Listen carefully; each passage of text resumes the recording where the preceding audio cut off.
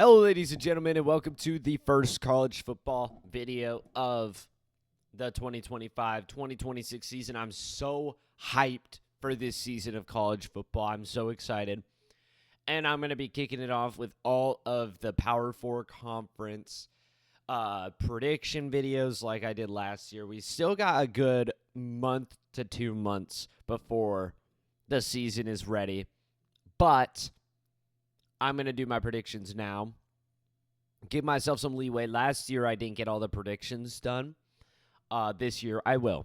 So, let's go ahead and find some Big 12 teams, and I obviously you know which one I'm gonna start with, which I cannot seem to find. There they are. We're starting off with ASU. Oops, I did not mean to click that. We're starting off with ASU. ASU predicted to finish last in the Big 12 last year. Finished first, made a run in the college football, or I would say run in quotations. They got the bye spot, and then they played Texas down to the freaking wire. I mean, Texas literally needed a miracle. Both teams needed a handful of miracles. We all know how the game went. It was a classic. ASU played really, really well. After struggling to get it started in the first half of the game, they managed to get it going. In the second half, they pushed overtime off of two crazy missed field goals. There was a very questionable call that made ASU punt. And then they went up in overtime, but then Texas obviously completed the fourth down conversion on 4th and 13. And we all know what happens next. That really put me out of my misery. I didn't really want to do anything college football related. I kind of just wanted it to be on to next season because of how devastating that was for me. But we're already back to next season. So starting off, ASU gets to play NAU. Give me ASU, no question. This one is instantly a toughie. Mississippi State actually wasn't they were pretty bad last year. They started off horribly. ASU dominated them. Even though they only ended up winning by a touchdown, they were up 30-3 at a point, and they could have put on another touchdown at the end. They spent the rest of the game running the clock out.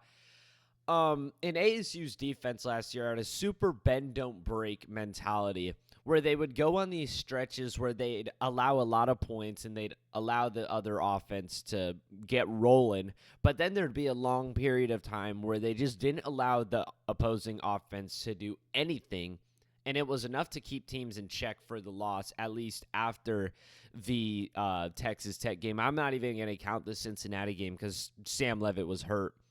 So that wasn't even the ASU team that was the ASU team that made it to the college football playoff. The only real game that ASU broke and just didn't play too good was against Texas Tech.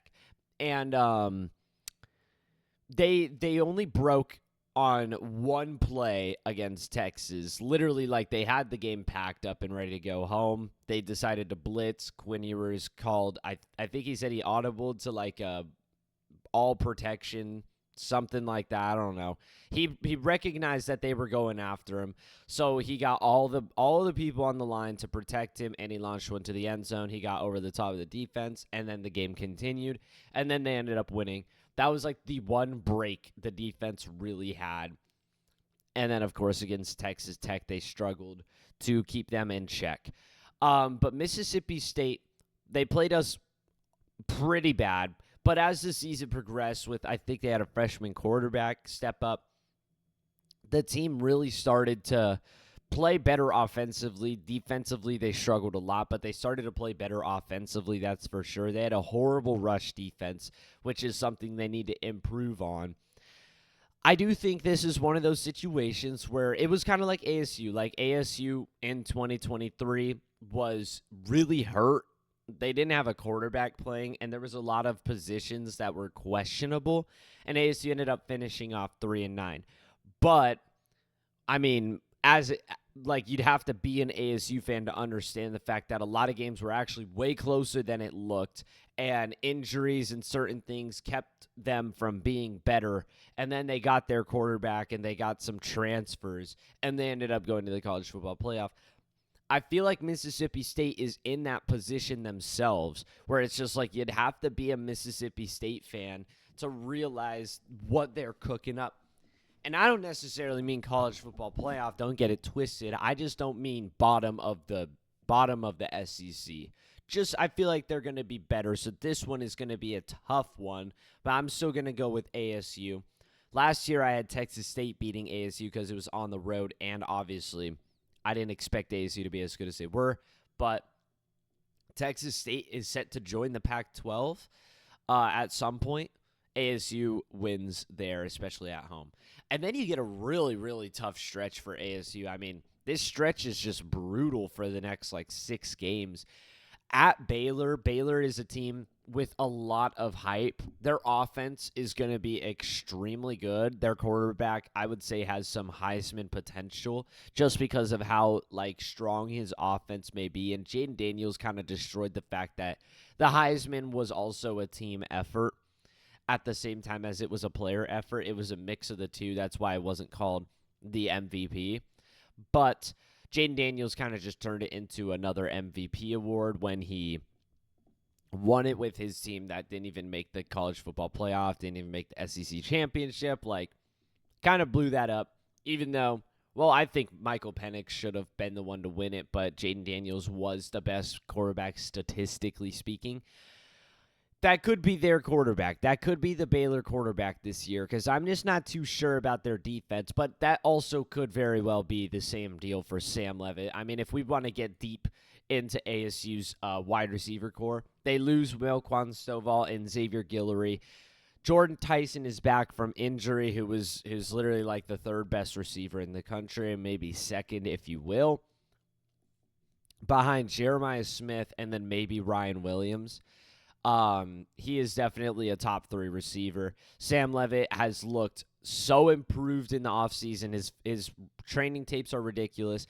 Then you get wide receiver, redshirt freshman from Alabama, transfer from Fresno State, who is a junior this year, and he also played special teams. And then you've got a 6'4" recruit, 200-something pounds with a 4-star insane breakout potential. And then a receiver transfer from Clemson, which I haven't really heard too much about, but it's notable. Also, Malik McClain, a player who caught a touchdown in the college football playoff and in the Big 12 championship, didn't get to play the whole season due to injury. Wanted to conserve his eligibility through a medical red shirt, but you get allowed 3 games, so he played in the Big 12 championship and the college football playoff, in which he caught 2 touchdowns. There's a lot of potential. There's a lot of breakout potential. You also return your tight end, Mateer, who is just an absolute tank of a tight end. I mean, he was just huge. Absolute bruiser. Constant reliability there. ASU's offense against Baylor's defense, I feel like you can expect this one to be an absolute shootout, but I think ASU is the edge defensively by a lot. We return, I think, it was either 10 or 11 starters on the defense. That's just amazing. As well as the transfers and the recruits that you have coming in, the freshmen and the sophomores that you've been building up in the background. There's a lot of potential for our defense as well. I could sit here and talk about ASU all day long. But this is a Big 12 championship or a Big 12 conference prediction video. So I've got ASU going over Baylor. And a lot of people are probably going to call this prediction biased, but I have to stick with my gut here. I've got to make gut calls. Because honestly, if I would have made a gut call last year, I would have looked like a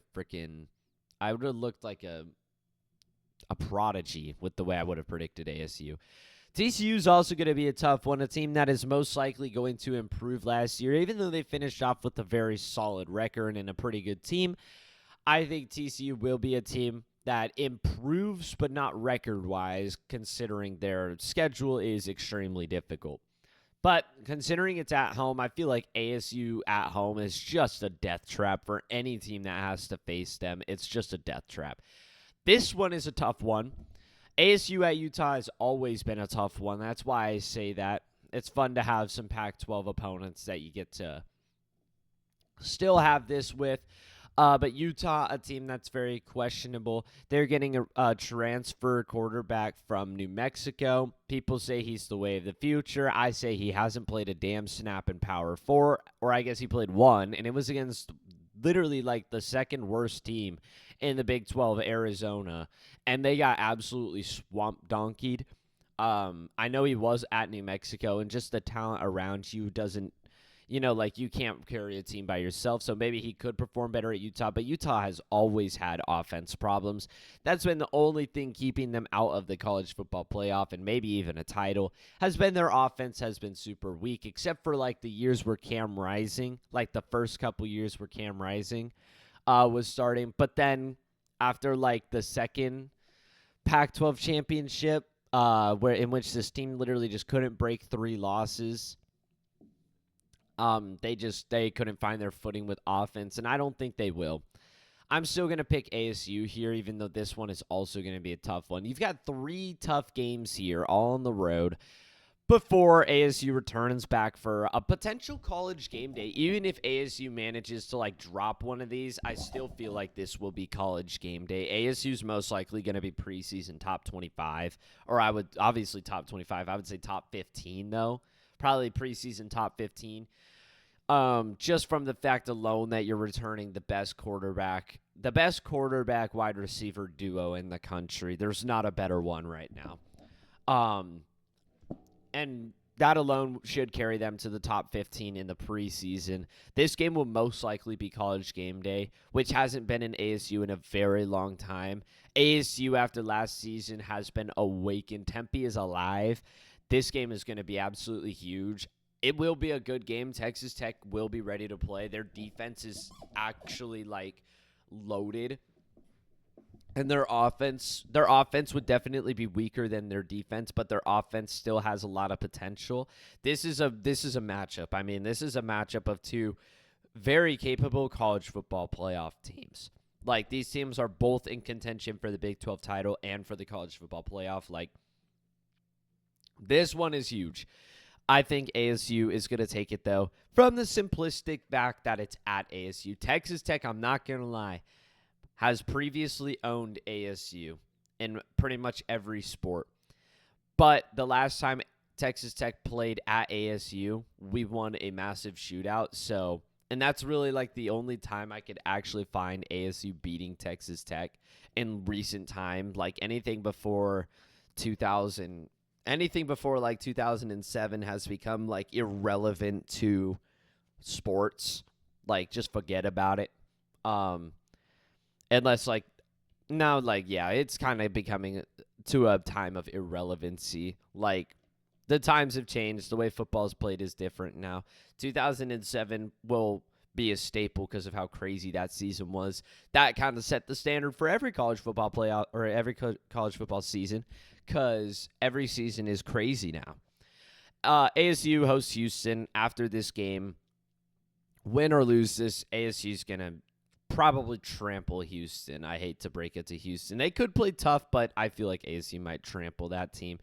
And then you get a tough one, Iowa State at ASU. Now, Iowa State I'm skeptical of because last season they were a team that was undefeated, getting highly ranked, but they were really questionable. Like a lot of people were questioning their legitimacy. And were they actually that good of a football team? They were winning games, but they were winning close games. They weren't looking impressive. And then they started to drop the games. They lost to Kansas, and then they lost at home to Texas Tech. And it was like, okay, maybe Iowa State's not legit, but they made the Big 12 championship. And then ASU literally swamp donkeyed Iowa State without Jordan Tyson. They absolutely killed them. A game where their defense just looked so good. The offense looked great too, but the defense literally just kept Iowa State away from possession. ASU absolutely destroyed Iowa State. And then Iowa State loses their 2 star receivers, their absolute playmakers. They keep their quarterback, yes, but I'm not too sure Iowa State is going to be as good as they were last season. I feel like this team might regress a little bit. They already have huge holes to fill, considering considering the fact that they had one of the worst rush defenses in the country last year. I mean, Cam Scottovy made them look stupid. And so they've already got holes to fill, and then on top of that, you're losing your two best receivers. I would say the only thing making this game a really scary one is it's a late season road game, and it's probably going to be cold. And ASU does not perform well in cold. ASU gets host West Virginia. I gave this team props last year. They did not. They did not impress. Bad. Colorado, you're losing Shador. You're losing Travis Hunter. One could even say Shiloh. You've got holes to fill. And Deion Sanders is really just like an all-right coach. He's not like the craziest thing ever. And, yeah, I don't think there's anything going on there. And, oh, yeah, you know what's happening this one. So, yes, okay, call me biased. But really, realistically speaking, ASU could lose one of these games. I'm not even going to rule that out. I mean, this looks pretty insane to me, but it just seems like ASU has the jump on every team in the Big 12 right now. You can say, oh, Texas Tech this, transfers, Iowa State this, Baylor this, TCU, whatever. You can say that for any team in the Big 12. There's two teams that actually look developed and have experience and are building upon a team that has been pretty good. And ASU is one of those teams. You know, you took a team that went to the college football playoff. I'll say that. Count how many times I say that in one video. You took a team that built off of a 3-9 team and took them to the college football playoff, and now you lose your star, Cam Scottovy, but you replace him with Kyson Brown, who puts on 20 pounds, and then a 1,000-plus rusher from Army. You've got a running back room that is ready to go again. A much improved wide receiver core. Sam Levitt, who's entering his second year of the college football stage, he didn't even know like how to run an offense necessarily, like actually on the field. He was dealing with the maximum stadium pulse, and he was playing great under pressure in the second half of the year. ASU's building upon a team that was already super good. The only other team that I could say is building upon a team that had a lot of potential that was super good is Kansas State. Kansas State brings back a lot of players. They do lose their running back, who was really good, but you're bringing back Avery Johnson, who had a lot of hype going into last year. I personally didn't bite. I thought they were going to be worse. They went like 8-4 or something like that. They were all right. They were pretty good, but like after the ASU loss, it showed like what teams were actually good. They're building upon a team. Anytime you're building upon a team that went 8-4, like it's only going to get better unless, like, you know, you pull a Kansas and you just fuck up every game through miscommunications and you beat yourself down. Like, Kansas was a team that should have been so much better, and they proved that with their insane win streak at the end of last year, except where they fell short of Baylor, who was also on a huge win streak. The only other two teams that I could say are potentially in the same spot as ASU are TCU and Baylor. TCU and Baylor, though, the problem is the teams that they beat were like not very good. Like, they didn't really beat anybody special. Baylor lost all of their competitive games. The only one not being competitive was Utah, but Utah had freaking Cam Rising for a half of that game when he was healthy. That Utah team would have been a lot better. And they lost to BYU. Like they started off 2-4, and then they hit their poop slope of the schedule, and they won every single game until bowl game where they lost to LSU. I would hold off on Baylor for a bit because of that fact. You know, they made themselves look good with a really bad schedule. TCU, 4-loss team, no real impressive wins that, you know, come to mind. I know they played SMU. But it's like TCU, again, just a team but they didn't even win it, so you can't say that. Like, they're barely beating Stanford. I got the schedule right here. They lost in a shootout at SMU. They lost to UCF. They lost to Houston. Their only, like, impressive, well-fought game was Baylor, where they lost 37-34. Like, those were both of the better teams in the second half of the year, you know? Like, neither of these teams really played anybody special. Neither of them. Here's Baylor's teams that they lost to. They lost to Utah. They lost to Colorado in overtime. Now, granted, Baylor had that game packed up, but they sold. They lost to BYU, and then they lost to Iowa State. In the only game they lost after that was against LSU. See, these teams built off of like bad schedules. They didn't really compete well against the good teams they went up against. TCU as well. I mean, they weren't even losing to good teams like Baylor more than TCU. TCU was losing to teams like UCF and Houston. Like those, they were not good. So there's still question marks there. You've got a lot of room to fill. Don't give them the hype yet. Don't pull a Jets. Don't pull a New York Jets on these teams just because their quarterback had a good year or their, team. And especially, let's just jump to TCU now, especially for TCU. I do think this team will be better, but if you're even looking at the schedule right now, they're in for it. I mean, they are absolutely in for it. Their schedule doesn't blink. They have to start off at North Carolina. Bill freaking Belichick. I guarantee you this stadium is going to be full. I still think Bill Belichick has room to work with. It's pretty crazy for teams to go 1 year. The guy for Indiana, Kurt Cignetti, yes, he did it, but he had a huge team building at James Madison, and he just brought everybody over, and then he got a good quarterback. And even then, he played a poop schedule and got destroyed by pretty much every good team he played. TCU wins there. I'll give him that. TCU wins there. And this will be a big one, but SMU, man, I mean, like, you got to give them some credit. ASU was almost the same thing as SMU. Stadium pulse maximum, first college football playoff game with a young team. And SMU had it even harder than ASU. ASU was switching from Power 4 to Power 4. SMU was switching from Group of 5 to Power 4. And they lost by a last-second field goal in a game they almost came all the way back in against Clemson. I think that was their second loss. Their only other loss was against BYU, who was super good. BYU was done so dirty by the college football playoff. They were done so dirty. But if they didn't lose to Kansas, I mean, who would have known? BYU probably would have won a college football playoff game if ASU almost won. Like, ASU had to play against Texas, who was probably the second best team in the country. Whatever. But SMU, they had to go to their first college football playoff game. The stage was lit. ASU at least was in a neutral site. SMU was in the loudest stadium in the country. They were at Penn State. That stadium is ridiculous, especially during college football playoff. Are you freaking kidding me? Like, how did you expect SMU to really do anything? I was hoping that they were going to show out and be what I knew they could be, and they couldn't do it. It was just too much.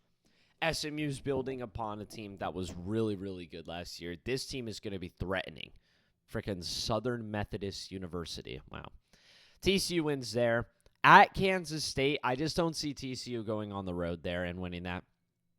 Hosting Baylor, revenge game. Give TCU the win there. They barely lost to Baylor on the road by 3 points in a shootout, might I mark. TCU should win on the road against West Virginia. Against Iowa State, I'll give TCU the win there.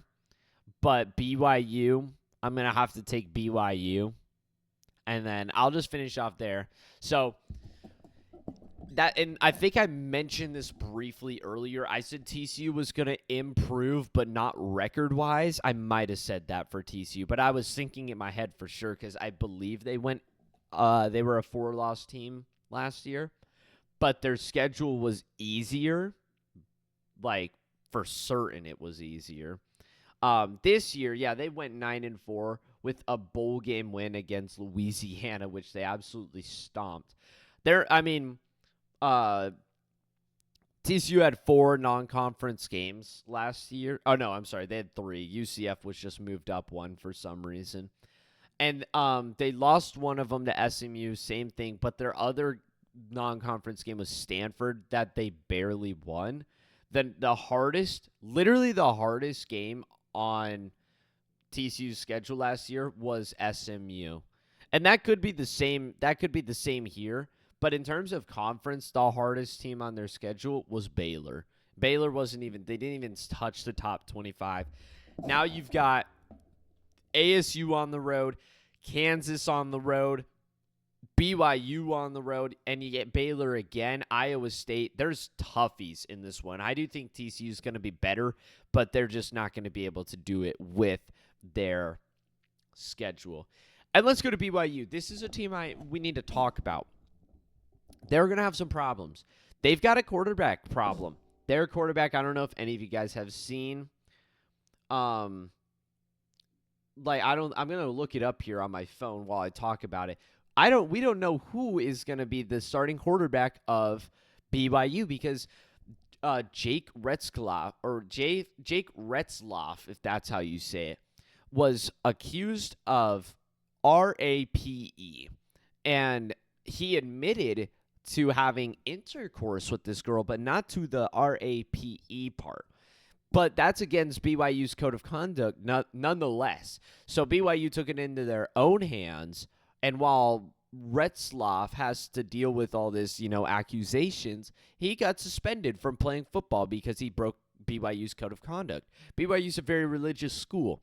So it makes sense to do that, to suspend him if he's doing bad things like that. Suspended him for, I think, about 8 games or something like that, which why would Retzlaff say? He leaves. He transfers, or he plans to transfer at least. I don't expect BYU to make excuses for the starting quarterback at BYU. It's not fair to the other people attending BYU that they have to follow rules, but if you're a star quarterback, you just get to go here and have all this fun. Like, no. It makes sense for BYU to lay the foot down. But now they have a quarterback problem. And honestly, he was a pretty all-right quarterback for BYU. Like, he was pretty all-right. We don't know. It was a 7-game suspension. Who knows? Who the starting quarterback is going to be for BYU? What's funny is one of the quarterbacks, Trayson Bourget, we had Trenton Bourget for ASU. He was the quarterback for a bit while we were really bad. He would have been a great quarterback if he wasn't so hurt all the time, but unfortunately, that's just the way football is sometimes. There's a quarterback battle going on with BYU, and there was a clear starter. That's the problem. That's the problem for me. There was a clear starter for BYU. It was Retzlaff. But now he's gone, and now there's a quarterback battle. Can one of these guys fill in the shoes? I don't know. Not to the extent that they were last year. I'm going to say this, and East Carolina is a team that they've always been a really good Group of 5 team that has caused problems on non-conference schedules. They always play tough. I'm going to give East Carolina the win here, especially since it's at home. BYU should win against Colorado and against West Virginia and against U of A. Utah, though, I'm going to take Utah. Utah's improving. They've actually got a quarterback. They got snubbed last year. They're looking for revenge, and it's a rivalry game. Home field doesn't matter. Iowa State, Texas Tech, and then you get to finish off against I'll give Cincinnati the win there. I'll give Cincinnati the win because I've heard some talk about their quarterback. I've heard some talk.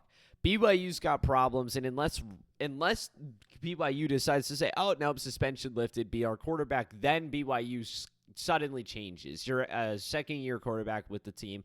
Suddenly things are changing. But since this is happening so late, you've got to now switch the quarterbacks. There's going to be problems in BYU. There's going to be problems. Let's do Kansas State next. Oh, my goodness, and I'm so excited for this game. I'm so happy that this is what ESPN decided to do. Last year, it was a conference game between Florida State and Georgia Tech. In some, I forget what country it was in a country in the world. The stadium was sick. The environment was sick. And Florida State was ranked in the top 10. Huge upset to start the year. But that was Georgia Tech, unranked, no expectations versus Florida State. That was cool. Now you get a top 25 matchup on the road to start the year. It's at 9 a.m. on Saturday. I get to wake up early on August 23rd. I get to wake up early, and I get to watch football. That's freaking amazing. That's amazing to hear. And while I do think Kansas State is going to be a more developed and better team, starting the year, both these teams, there's not a single other game marked on these teams' schedule. This one right here in another country, only 3 other games are being played. Only 3 other games are being played this day. Only 3. This one, Idaho State versus UNLV, whoop-de-doo, Fresno State, Kansas. All eyes are on the stage for this one. Iowa State. I'm going to take Iowa State, even though that is not reflective of how the season goes. You have to pick games like this sometimes. Sometimes this is just the way it goes. Sometimes these teams start off good, look better than the other team, but Kansas State finishes out and Iowa State fizzles out. Kansas State, Kansas State, Kansas State, Kansas State, Kansas State. Yeah, Kansas State. Kansas State is just more developed. Their defense is stronger. Baylor's going to have a good offense, but they've just got too many question marks around them for me to actually say this team is going to be super good. I've made this mistake multiple times in the past. I did it, I think, 2 years ago with Texas Tech. I had them going 10-2. They went like 5-7. Kansas, I will stand by on my Kansas prediction. This team had the potential to do it. Illinois ended up being way better, and this team had a turnover problem and a losing a game in the last second problem. I mean, Kansas could have beat ASU, but ASU scored a touchdown in literally like the last 15 seconds. Yeah. Let's see. This one's difficult. I'm going to take Texas Tech here. Kansas State. We're at 2 losses. Kansas State, Utah. 9-3, improving from last year. Improving surely. I do think this team has a lot of potential. And granted, their schedule is really difficult. You got Iowa State, Baylor, TCU, Texas Tech, Utah. There's a lot of tough games on there. Kansas, don't sleep on them. They're still alive and active. They lose Devin Neal, who was a really, really good running back. So that's going to be difficult, as well as you lose a couple defensive pieces that were really, really good. Kansas has holes to fill. That's why I'm not super big on them, but they've got Jalen Daniels, Jalen Daniels is a very solid quarterback. Don't forget, he's been dealing with injuries a lot throughout his Kansas career, and he showed out in the second half of last year. I'm going to say 9-3 for Kansas State. Texas Tech, I've been saving this one. Boom, boom, boom, boom. Boom, boom, boom, boom. Okay, they've got a really easy schedule, but I just don't feel like 11-1 is correct. The thing about these teams that get a lot of hype from NIL and from transfers and stuff is they always expected to finish off with a 1-loss team, and there's only ever really one team to do it. There's only ever one team to actually live up to the potential of their ranking and stuff. And, 10-2 is still really good. This is a top 10 worthy record, especially when your only loss is like on the road to Utah. And on the road to Utah and against ASU on the road as well. Like Texas Tech, they loaded up. They spent money. They spent moolah in the portal. They built up their defense. Their defense is going to be very, very scary, but their offense has big questions. You lose your star running back, Taj Brooks, who torched ASU, let me tell you.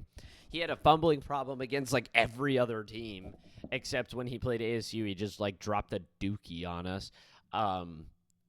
And Texas Tech didn't turn the ball over once against us in a season. They had a huge problem turning the ball over. They played perfect against us, all right? Texas Tech, frick you. Oh, this is a fun one. Give me UCLA there. UCLA gets a very, very solid quarterback. Lucky for them with all that situation going on. I don't know. That whole situation is weird. Was Nico actually complaining about the price? I'm not really too sure. People like to point fingers, and honestly, a lot of those teams in the SEC are really dirty. They're really dirty people. I don't like Lane Kiffin, and I don't like Kirby Smart anymore. The way they talk and the way they act is super childish to me, and not college football. Kenny Dillingham literally walks all over them in terms of maturity. the way Kirby Smart and Lane Kiffin, the way they complain, it's kind of gross. Like, and the things that they say now, the Tennessee coach has given me, question marks. I'm not gonna completely side with Tennessee over this quarterback. And then they get a new guy in and they spend less money on him for the same potential. Like, maybe they were just making a business decision. Utah. They start off 4-1 with a big win against Texas Tech. This will be a big game, but they lose. Win against BYU. Win. Lose. 8-4 is too much. 8-4 is too much for me. Way too much for me to say. And Kansas is also a team that you shouldn't blink twice on. They're still going to be all right. They still have a great coach. I mean, Kansas is like top 6 in 2026 recruiting. I don't remember what they were last year. There's potential for Kansas still. Let's do Kansas next. Win at Missouri rivalry. I'm going to have to say Missouri, unfortunately. Win, loss, win, loss. 6-6. Basically the same they were last year. No, I'll take Kansas over UCF. 7-5. They make a bowl game. Last year, I think they went 5-7. They just had a really bad stretch of games. Now they go 7-5, and they get ready for a big season next year. Oh, Iowa State. I forgot about this team. I'm going to start flying because I'm starting to know less and less about the teams. Iowa State, though, is a team that I'm too questionable on them. Last year, Iowa State went on the road to Iowa and won by last second field goal. I'm going to take Iowa. Iowa State. What do we have here? I'll take Iowa State. 12-0. Amazing. They would be so highly ranked. I would love that. That would actually make my life so happy. 12-0, 10-2, Big 12 championship. 9-3, 9-3, 8-4, 8-4, 7-5, Baylor. Let's do Baylor next. Auburn, they're getting some stupid hype. Give me Auburn. Baylor also has to play SMU, except TCU gets them at home. Baylor's on the road. No. Baylor. But pretty much the same thing as last year. You lose the hard games. You win the easy games. The only hard game in quotations would be Auburn and Utah. That would be their only, hard games. Utah finishing with the 8-4 record might not even be in the top 25. Auburn, who knows? Let's see what their schedule looks like. They're probably somewhere around here. Let's see what Auburn. Nope. So, yeah. Not happening for Auburn. Not happening. Let's do Oklahoma State next. Oh, wow. They play Oregon? Jeez. I mean, Oregon's got to win that one. They get the transfer quarterback from UCLA who was kind of bad, but who knows? Maybe he'll find footing in a better environment. Oklahoma State.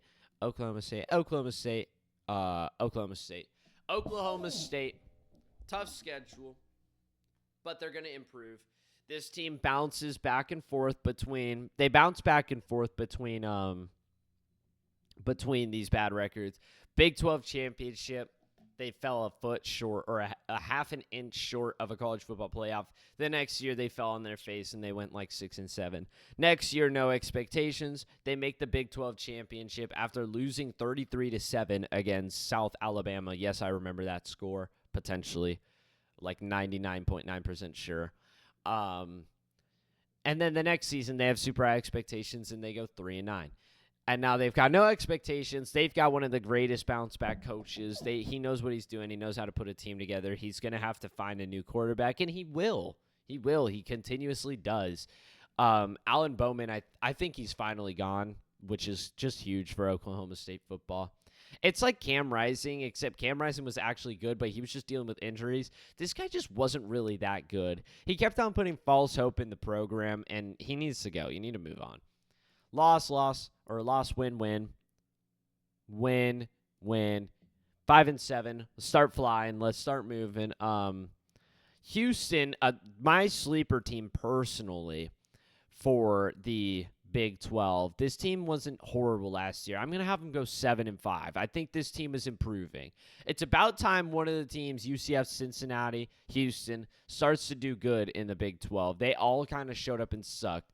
The only team that hasn't has been BYU. That's it. And in the first year, they did suck. Georgia Tech wins there, no question. I have Colorado being, like, pretty bad. I just think they need more time. They lost pretty much all their important stuff. Yeah, 4-8.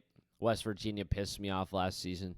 They were bad, and I predicted them to be good. UCF, this is a team that's sitting at the bottom. This is a team that is sitting at the bottom of most people's Big 12 polls. And, yeah, so is Arizona. Doesn't look like Arizona's going to be any good. Their head coach sucks. The only reason they were even anything last year was because they had one receiver who was a top draft pick. That's it. I think I got everybody. Let's see here. 1, 2, 3, 4, 5, 6, 7, 8, 9, 10, 11, 12, 13, 14, 15, 16. Yep. That's the Big 12. ASU finishing on top. UCF, I guess, finishing on bottom. I would probably finishing on bottom. Maybe tied with U of A. Not sure. Colorado, don't think they're going to do good. Losing Shedeur and Travis Hunter. One could say Shiloh. Got holes to fill, and I bet you they wish they kept Jordan Tyson around. West Virginia, 6-7 last year. Don't make any fucking jokes on that stupid-ass meme. They went 6-7 last year. Not good. Disappointed me big time. They looked embarrassing. I don't see them improving. Cincinnati, I do think this team, they went 5-7 last year. They've got interesting quarterback situation. I'm not too sure what the dealio is going on there. I've just seen some posts about him being really good potentially, but who knows? That's every team. Houston, my team to improve upon this season. This team, I think they were like 5-7 or 4-8 with an upset win against Kansas State. That's the key. That's the key right there. They had a win against TCU, and they had a win against Kansas State. That's the key, is they were pulling off the upsets, and they were putting together good games. They were putting together good, impressive games, and they managed to pull it off. They didn't just fall short. They managed to pull it off. There's some potential hiding in this team. There's some potential hiding in here. BYU, quarterback situation. The team's going to be a mess. They're going to struggle to get things done. And a lot of people don't have this team being good with the given situation. Kansas, tough schedule. Jalen Daniels, good head coach. Could be better. Could also be worse if they perform like they did last year. Oklahoma State, back and forth every single year. They have to be good this year. Otherwise, the curse has been broken, and they will forever be in 3-9. Baylor, tough schedule. Potentially going to improve. Potentially just a ridiculously good offense and a bad defense. Still needs more time. Most likely. TCU, another team, played a bad schedule last year. Didn't even win all the games in the bad schedule. I do think they're going to improve, but their schedule gets way harder. So they're going to sit in the same area. Utah, question marks around quarterback position. A lot of hype behind him, though. Utah typically has a good defense. Kyle Whittingham is a great head coach. He can get things figured out. Utah might have the potential to be better. Kansas State, returning Avery Johnson. This team has been pretty good for a bit now. You can expect them to be good in the Big 12. A lot of people have this team as a number one team. Iowa State, a lot of people are going to say instantly that this team is going to be really good, considering last year and whatnot, and everybody just expects teams to improve. They lose 2 extremely good receivers, and they had one of the worst rush defenses in the league last year. Their quarterback is still he's good, but he's not the best. Still question marks around Iowa State. I think they're going to regress a little bit, even though 9-3 is pretty much the same where they finished last year. Just no Big 12 championship appearance. Texas Tech improving drastically defensively. Offense still got some question marks. And Arizona State, Sam Leavitt for the Heisman, national championship winners. I'm not biased. That's all for this video. I will try to do the other conferences as soon as possible. Like and subscribe and have a comment. Always, that's all for me. Adios.